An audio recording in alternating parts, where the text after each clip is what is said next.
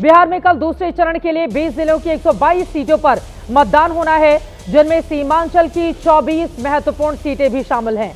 लेकिन इस चुनावी घमासान के बीच बिहार में आतंक पर हिंदू मुसलमान वाला चैप्टर भी खुल चुका है। हरियाणा के फरीदाबाद से आतंकी डॉक्टर मुजम्मिल की गिरफ्तारी के बाद केंद्रीय मंत्री गिरिराज सिंह ने कहा है, जो आतंकी पकड़े जाते हैं वो एक ही धर्म के होते हैं। चुनावी पंडित गिरिराज के बयान को सीमांचल से जोड़कर बता रहे हैं, जहां मुस्लिम आबादी अच्छी खासी संख्या में है। उधर विपक्ष गिरिराज पर धार्मिक ध्रुवीकरण के आरोप लगा रहा है। बिहार के समस्तीपुर में वीवीपैट की पर्ची फेंके जाने पर भी विवाद बढ़ता हुआ चला जा रहा है। राहुल गांधी और अखिलेश यादव ने इसे लेकर धांधली का आरोप लगाया, तो तेजस्वी यादव ने चुनाव आयोग पर हमला कर पूछा है कि पहले चरण के मतदान के आंकड़े अब तक जारी क्यों नहीं किए गए, कितनी महिला और पुरुषों ने वोट डाले, ये स्पष्ट क्यों नहीं हो रहा, चुनाव आयोग इसके बारे में डिटेल जानकारी साझा क्यों नहीं कर रहा। तेजस्वी यादव ने यह भी आरोप लगाया है कि चुनाव को प्रभावित करने के लिए मुख्यमंत्री आवास से अधिकारियों को फोन किया जा रहा है। वहीं बीजेपी तेजस्वी के आरोपों को हार का डर करार दे रही है। इस बार पलटवार के बीच सवाल यह है, वीवीपैट की पर्ची का सच क्या है? क्या महागठबंधन को हार का डर सता रहा है, इसीलिए वो चुनाव में धांधली का आरोप पहले ही लगाने लगा?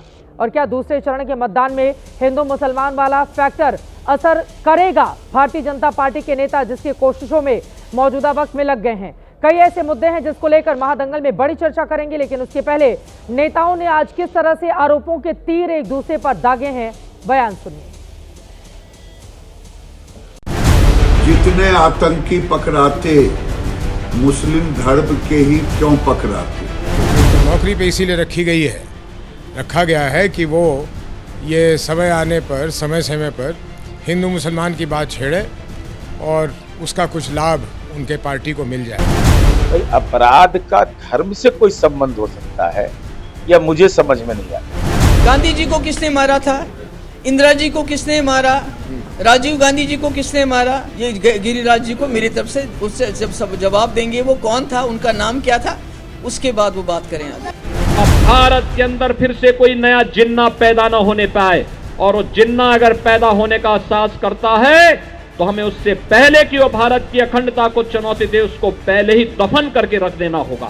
सीएम हाउस से भी एकाध रिटायर्ड अधिकारियों द्वारा लगातार फोन जा रहा है, तो ये बौखलाहट बताती है कि ये लोग जाने वाले हैं। तो उनको भी ये लग रहा है कि चुनाव हार गए, तो जब चुनाव हारेंगे तो चुनाव हारने के बाद कुछ बोलने का अभी से भूमिका बना रहे हैं। देखिए वीवीपैट की पर्चियां किस तरह खुली पड़ी मिली, और जब वीवीपैट की पर्चियां लोग देखेंगे तो उनके मन में आशंका इस बात की होगी कि चुनाव आयोग निष्पक्ष चुनाव कैसे कराएगा। जनता नकार चुकी है, पहला फेज में घबराहट में है, परेशान है।